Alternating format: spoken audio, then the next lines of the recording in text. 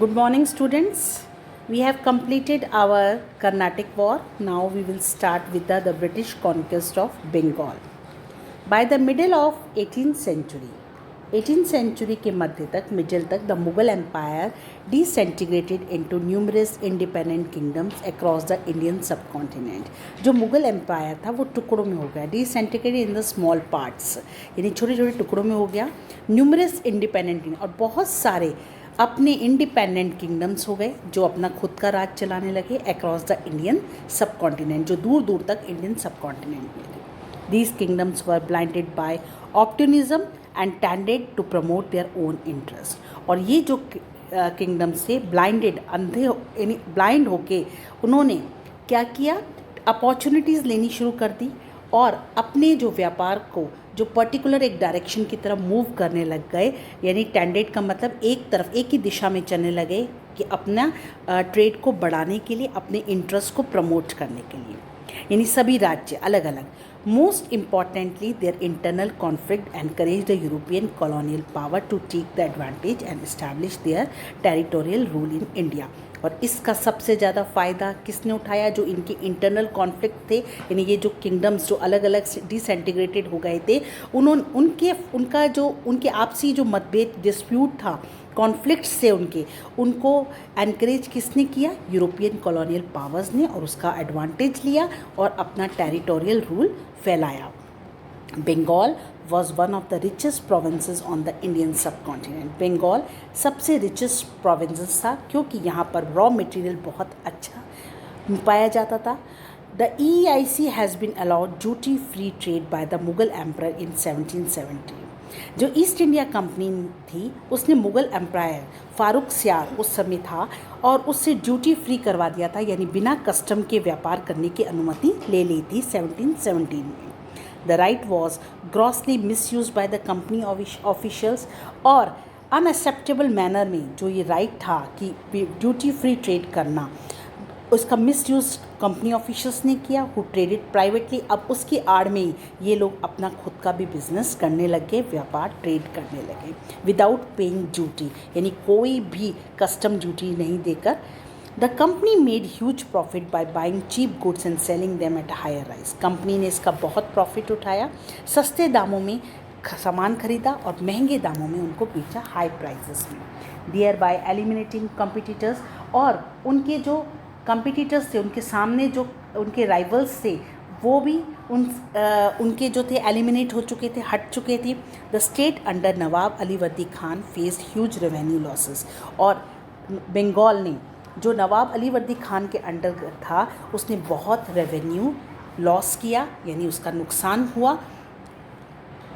When the last powerful nawab of Bengal, जो कि last powerful नवाब बंगाल था अली वर्दी खान, जिसके बाद उसका बेटा ग्रैंडसन सिराजुद्दौला गद्दी पर बैठा. The British began to fortify Fort William Calcutta. और उस समय पर ब्रिटिश ने अपना कैलकाटा में फोर्ट विलियम जो था उस फोर्ट को अपने कब्ज़े में कर लिया था, यानी वहाँ पर अपना कॉलोनी भी बना ली थी. Sirajuddaula asked the British to immediately stop fortifying and pay revenue. Sirajuddaula ने जैसे ही नवाब बना वो, और उसने ब्रिटिशर्स को इमीडिएटली स्टॉप करने को कह दिया कि ये जो आप कॉलोनी बना रहे हो उसको रोक दो और रेवेन्यू टैक्स देना शुरू कर दीजिए. He wanted to check the gross misuse of free passes of Dastaks that exempted companies good from taxes. और वो चाहते थे कि जो ग्रॉस मिसयूज़ हो रहा है, ये जो गलत चीज़ हो रही है, इसके साथ ये जो रेवेन्यू टैक्स है, जो फ्री ड्यूटी चार्जेस हैं, उनको रोका जाए. और जो परमिट, जो कस्टम से, डास्टाक्स का मतलब है परमिट्स, जो थे वो एग्जेम्प्टेड थे, यानी ऑब्लिगेशंस थे उनके ऊपर जो लगाए हुए थे कंपनीज गुड्स फ्रॉम टैक्सेस, वो टैक्सेस लगने चाहिए, यानी उनको अपने व्यापार करने के लिए, ट्रेड करने के लिए परमिट लेना पड़ेगा. He refuse to give further take concession, और उसने बहुत सारे कंसेशन देने से मना कर दिया ट्रेड पर. And privileges to the EEIC, और उनको जो एडवांटेज होनी चाहिए, स्पेशल राइट होने चाहिए, वो भी बंद कर दिए विच हैड बीन डिमांडिंग, जो वो डिमांड कर रहे थे EIC वाले। Sirajuddaulah march with an army of 30,000 soldier. Sirajuddaulah अपनी आर्मी के साथ 30,000 सोल्जर लेकर lay siege to Calcutta. Calcutta में मिलिट्री ऑपरेशन उसने किया। He captured the company's official, उसने कंपनी ऑफिशियल्स को पकड़ा, डिसआर्म्ड इट्स सोल्जर, और सोल्जर्स को बिना आर्मी के कर दिया, एंड ब्लॉक्ड इट्स शिप्स, और उनकी शिप्स को भी ब्लॉक कर दिया। Then he placed Calcutta under the charge of Manik Chand and return to Murshidabad. बाद में उसने अपने एक सहयोगी मानिक चंद्र को वहाँ कैलकाटा में चार्ज दिया और वापस से मुर्शिदाबाद आ गया, जो कि बंगाल का ही एक शहर है। Now the battle of Plassey. Robert Clive was sent from the Madras presidency to recapture Calcutta. Robert Clive जो कि गवर्नर जनरल था, उसे मद्रास प्रेसिडेंसी से भेजा गया कैलकाटा को रिकैप्चर करना, यानी वापस से लेने के लिए। ही कॉन्स्पायर्ड विद मीर जाफ़र, और उसने कुछ सीक्रेट प्लान बनाया मीर जाफ़र के साथ, जो कि कमांडर इन चीफ था सिराजुद्दौला का। And the EIC official manage to win over important members of Sirajuddaulah's court such as Jagat Seth and Omi Chand with their support. EIC ने एक जो प्लान बनाया था, उसमें उसने ऐसे लोगों को अपने साथ करना शुरू कर दिया जो सिराजुद्दौला के कोर्ट में थे, जो कि जगत सेठ जो एक बैंकर था, जो रुपये पैसों का हिसाब रखता था, ओमी चंद एक रिच मर्चेंट था, उसका सपोर्ट लेना शुरू कर दिया। The British forces defeated the nawab in the Bengal of Plassey 1757, और ब्रिटिश फोर्सेज ने नवाब को हरा दिया बैटल ऑफ प्लासी के युद्ध में 1757 में। The following were the result of the battle of Plassey. अब इसके क्या क्या रिजल्ट रहे बैटल ऑफ प्लासी के? Sirajuddaula was captured and killed, Sirajuddaula को पकड़ लिया गया और मार दिया गया।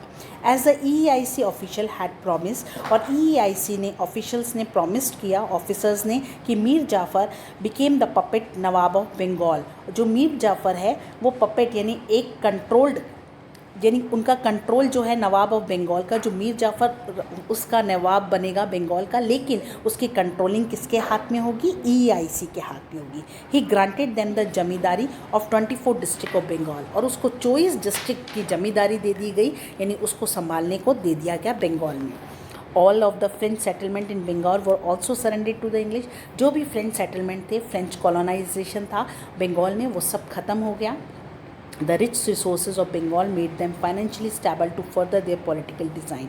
अब जो rich resources थे, जैसे जूट, कॉटन, ये सारी चीज़ें जो बंगाल में बनती थी, वो फाइनेंशियली स्टेबल हो गई, रुक गई पॉलिटिकल डिज़ाइन के लिए, यानी आगे की कार्रवाई के लिए। विद द विक्ट्री, और जीत के साथ ही the EIC exercised real power in Bengal.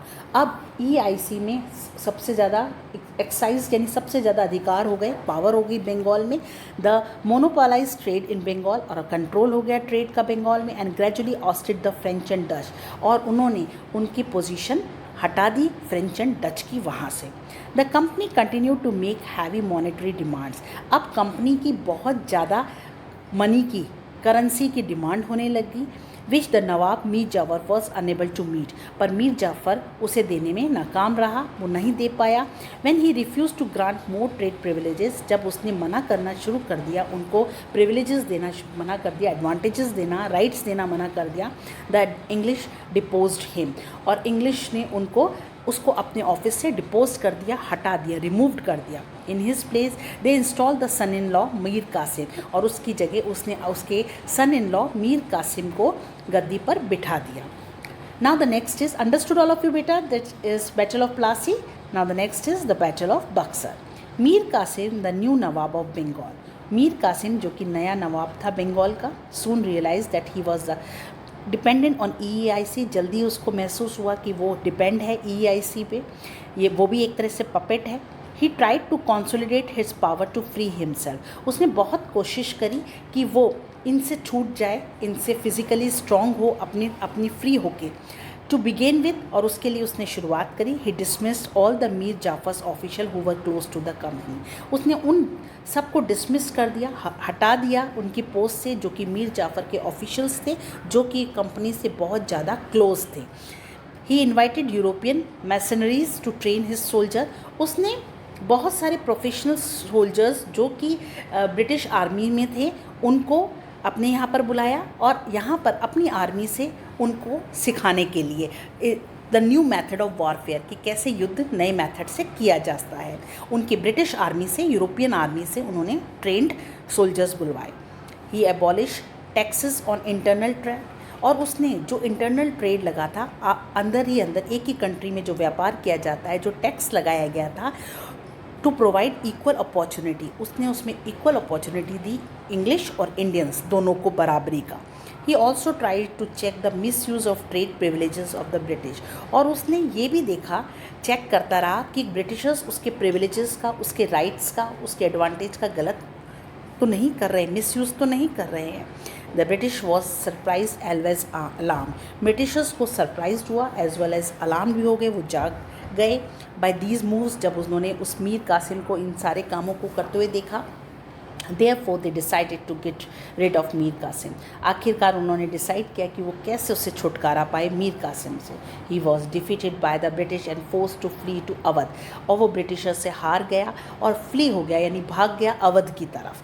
There he formed an alliance, और वहाँ पर उसने म्यूचुअल बेनिफिट्स का काम किया with Sirajuddaulah the nawab of Awadh, जो अवध का नवाब था उसके साथ, and Shah Alam second the Mughal emperor, और मुग़ल एम्परर जो शाह आलम था उसके साथ, for expelling the English from Bengal in 1764। और उसने बंगाल को इंग्लिश से बंगाल में इंग्लिशों को हटाने के लिए जो कि काम किया। In 1764 they combined armies met the English forces, और उसने सिराजुद्दौला और शाह आलम को अपने साथ शामिल कर दिया कि जो इंग्लिश वो है ब्रिटिशर्स हैं उनको बंगाल से हटाएं, इसलिए उसने 1764 में दोनों को अपने साथ शामिल कर लिया और इंग्लिश फोर्सों से जाके लड़ा। The result of battle of Buxar, और उसका क्या रिजल्ट रहा? Mir Qasim and his allies nawab of Awadh Shujauddaula, Mughal emperor Shah Alam second were defeated and the EIC became the real master of Bengal. वही चीज़ हुई जो बैटल ऑफ प्लासी में हुई थी। मीर कासिम और उसके जो एलाइज थे, जो उसके साथ मिलिट्री कॉपरेशन कर रहे थे, पर्पस से आए थे, नवाब ऑफ अवध सिराजुद्दौला और मुगल एम्परर शाह आलम सेकेंड, वो हार गए और EIC रियल मास्टर बन गया बंगाल का, powerful. Mir Qasim was expelled from Bengal and Mir Jafar was reinstalled. Mir Qasim Bengal से हटा दिया गया, उसको निकाल दिया गया, और मीर जाफ़र को भी उसके सारे पोजीशन से हटा दिया गया। The nawab of Awadh had to pay a war indemnity of 50 lakhs, और उसे कंपनसेशन के रूप में नवाब ऑफ अवध को 50 लाख रुपए देने पड़े। But his kingdom was restore to him as a British protectorate, पर उसके जो किंगडम था उसको रिस्टोर रोका रखा और उसको प्रोटेक्टर के यानी उसका कंट्रोल किसके हाथ में हो गया? ब्रिटिशर्स के हाथ में हो गया। The Diwani allowed the company to use the revenue resources of Bengal to purchase cotton and silk textile। जो दीवानी थी, दीवानी इन द सेंस जो उनको कुछ डिस्ट्रिक्ट का भार संभाला दिया गया था मीर कासिम को, अब कंपनी ने उसको रिवेन्यू रिसोर्सेज के लिए यूज़ करना शुरू कर दिया बंगाल के, to purchase cotton and silk textile. अब जो दीवानी थे यानी जो मीर कासिम जो संभाल रहा था, उसने कंपनी को अलाउ कर दिया कि वो यहाँ से कॉटन और सिल्क टेक्सटाइल परचेज कर सके, and maintain the company's troop and meet the cost of building the company's forts and offices at Calcutta. और उसने मेंटेन, कंपनी ने ट्रूप्स को मेंटेन करने की भी इजाज़त मांगी, यानी उसके ऊपर खर्चा करने के लिए, और जो भी बिल्डिंग पर और किले पर खर्चा होगा कलकत्ता के ऑफिसेज में वो सारे दीवानी देगा। The battle of Buxar clearly displayed the superior military power of the English. और जो बैटल ऑफ जो बक्सर का जो युद्ध हुआ था, वॉर हुई थी, उसने एक सुपीरियर मिलिट्री पावर इंग्लिश की दिखा दी। After the Battle of Plassey, the actual Nawab of Bengal were forced to give land and vast sum of money as personal gift to EIC official। Connect to history में आप देख रहे हैं कि जो battle of Plassey हुआ था उसमें एक्चुअली जो नवाब थे बंगाल के, उन्होंने फोर्सफुली अपनी लैंड जो थी और बहुत सारा पैसा पर्सनल गिफ्ट के तौर पर EIC ऑफिशियल्स को दिया। इस मैनर में officials of the company amazed huge wealth and began to copy the lavish lifestyle of Indian princes. और जो इंग्लिश ईस्ट इंडिया कंपनी के जो लोग थे उन्होंने इतना ह्यूज जो वेल्थ देखा, पैसा देखा और उनको जो गिफ्ट के रूप में मिला, तो उन्होंने लैविश यानी बहुत आराम से कंफर्टेबल ज़िंदगी, रईसों वाली ज़िंदगी इंडियन प्रिंसेस की तरह निभाई। In England they were often mockingly referred to as nawabs, और इंग्लैंड में इन्हें बोला जाता था नवाब्स के नाम से। Now the next is dual administration. Dual का मतलब दोनों तरह के एडमिनिस्ट्रेशन करना। Robert Clive introduce the system of dual government in डिराची इन बंगाल। इंडिपेंडेंट अथॉरिटी देना रॉबर्ट क्लाइव ने इंट्रोड्यूस किया इस ड्यूल गवर्नमेंट को बंगाल में। अंडर दिस सिस्टम, इस सिस्टम के अंतर्गत the nawab had powers of military and criminal jurisdiction. Nawab के पास पावर होगी मिलिट्री और क्रिमिनल जुरिडिक्शन की, यानी न्याय करने की। While the company exercise control over revenue, और कंपनी किस पर क्या करेगी काम? रेवेन्यू कंट्रोल करने का, टैक्स कंट्रोल करने का काम करेगी। The company had all powers but no responsibility. Company के पास सारी पावर्स तो है लेकिन रिस्पॉन्सिबिलिटी नहीं होगी। While the nawab had all responsibility, पर नवाब के पास सारी रिस्पॉन्सिबिलिटी होगी पर कोई भी एडमिनिस्ट्रेटिव पावर और रिसोर्स नहीं होगा। Under this system Bengal suffered tremendously, और इस सिस्टम के अंतर्गत बंगाल ने बहुत ज़्यादा सफ़र्ड किया क्योंकि सारी पावर्स कंपनी के हाथ में थी। And finally Warren Hastings ended the dual system. लेकिन बाद में वॉरेन हास्टिंग्स आया और उसने ड्यूल गवर्नमेंट को इन 1772 में एंड कर दिया and brought Bengal under the direct control of company's administration, और सारा जो कंट्रोल था वो कंपनीज एडमिनिस्ट्रेशन के हवाले हो गया। Expansion of the British Empire. Now having achieved control over Bengal, अब पूरा कंट्रोल बंगाल का होने के बाद EIC embarked upon the policy of the territorial expansion in India। अब EIC की जो नज़र थी वो किस पे थी? अपने इंडिया में टेरिटोरियल एक्सपेंशन करना, बढ़ाना, through war and alliances, war के द्वारा और म्यूचुअल बेनिफिट की वजह से। Yes student, that's all for today. You have understood the Battle of Buxar and Battle of Plassey, today's topic. Okay, and if you have any queries you may ask. Thank you students.